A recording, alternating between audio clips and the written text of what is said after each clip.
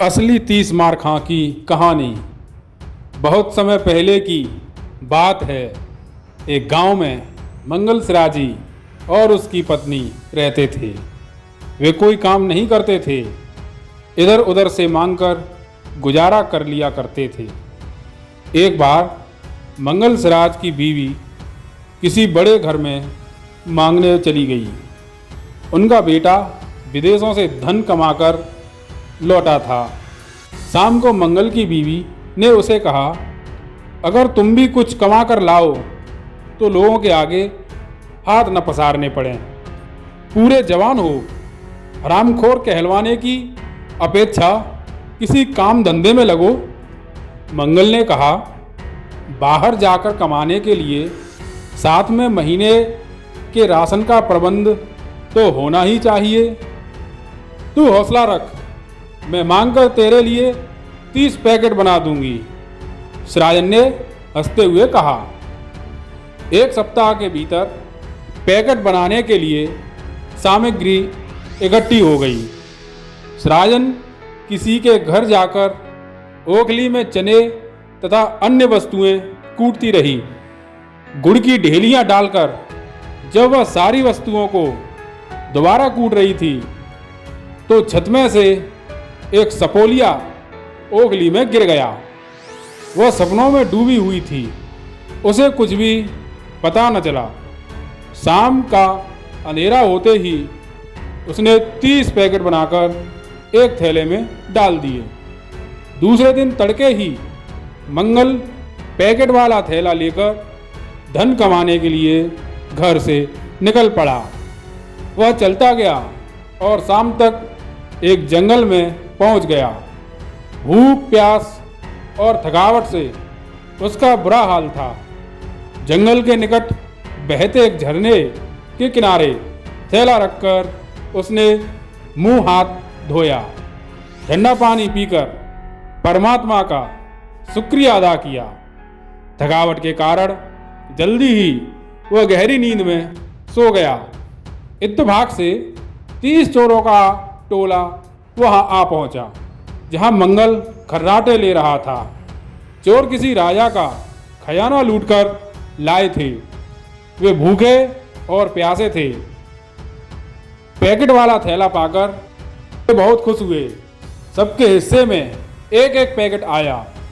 चोरों के मुखिया ने हैरान होकर कहा, इसे कहते हैं खाने वाले का नाम दाने दाने पर लिखा होता है। खाओ और ठंडा पानी पीकर आराम से सो जाओ। जहरीली पैकेट खाने के कारण वे सदा के लिए सो गए। सवेरे सूरज की गर्मी से मंगल की आंख खुली तो थैला खाली था। 30 अजनबी बड़े संदूक के पास गहरी नींद में सो रहे थे। भूखा व्यक्ति या तो शांत हो जाता है या फिर चंडाल का रूप धारण कर लेता है। मंगल के सिर पर क्रोध सवार हो गया। उसने चोरों को लठ उठाकर उन्हें पीटना शुरू कर दिया। मरे हुए तो वे पहले ही थे, इसलिए न तो कोई बोला और ना ही किसी ने शोर मचाया। मंगल फूला न समाया कि उसने अकेले ही 30 आदमियों को मार दिया है। चोरों की तलाश में राजा के विशेष गुप्तचर भी वहां पहुंच गए। खजाने को सही सलामत पाकर वे बहुत खुश हुए। मरे हुए चोरों को छोड़कर वे खजाने समेत मंगल को ले गए और राजा के सामने उसे पेश किया। उन्होंने मंगल की तारीफों के पुल बांध दिए। राजा ने खुश होकर मंगल को 30 मार खां की उपाधि देकर सारी फौज का प्रमुख बना दिया और 10 गांव जागीर के रूप में देने के अलावा हर महीने उसे 100 मोहरें देने की घोषणा की। मंगल के दिन बदल गए।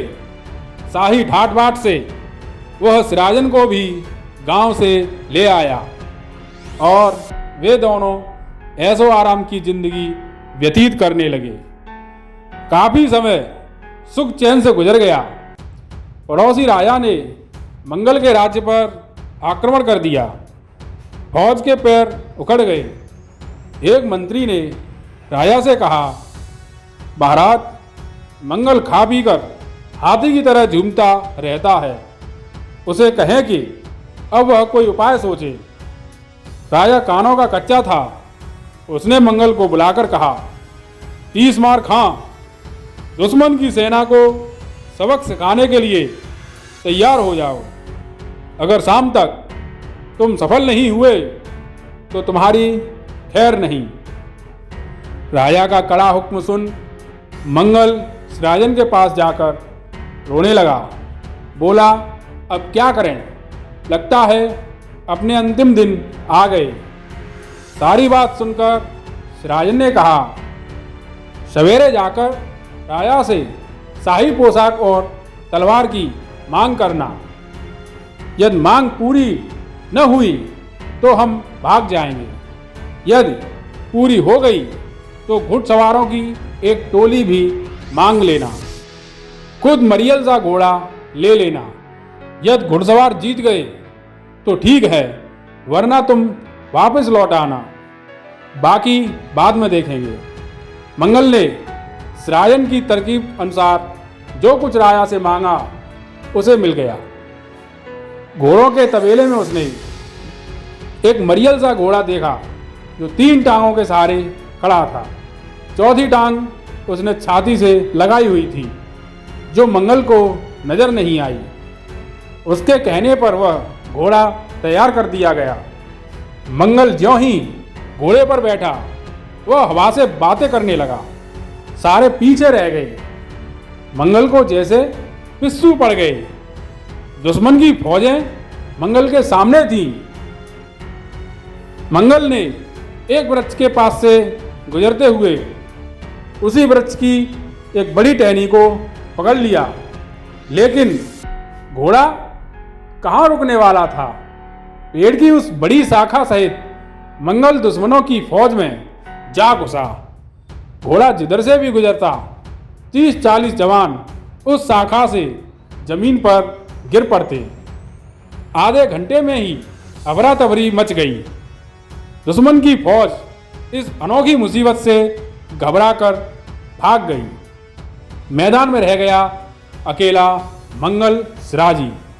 राजा दूर से ही यह सब देख रहा था। जीत के बिगुल बजने लगे। मंगल का शाही सम्मान देखकर सिराजन फूली नहीं समा रही थी।